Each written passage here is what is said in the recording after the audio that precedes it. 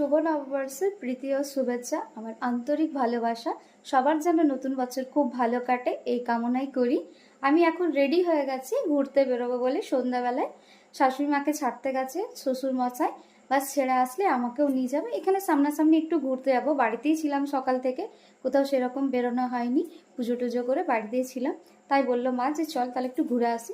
তো বাস এখানে একটু সামনাসামনি প্রোগ্রাম আছে বাচ্চাদের, সেই প্রোগ্রামই দেখতে যাব। বাবা গেছে ছাড়তে, বাবা আসলে আমিও বেরিয়ে যাব।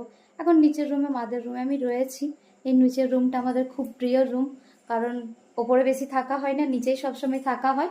নিচের রুমটা শান্ত প্রিয় লাগে সবসময়, আর ভালো লাগে, কারণ একা একা বাড়ির মধ্যে থাকি তো আমরা সব, তাই ভালো লাগে না। তিনটে মাত্র মানুষ, কী আবার উপরে যাব, তাই উপরে খুব কমই আমি থাকি, নিচেই সবসময় থাকি।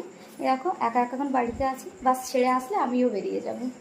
তো আজকের মতন এখানে ভিডিওটাকে শেষ করলাম। সবাই খুব ভালো থাকবেন, সুস্থ থাকবেন।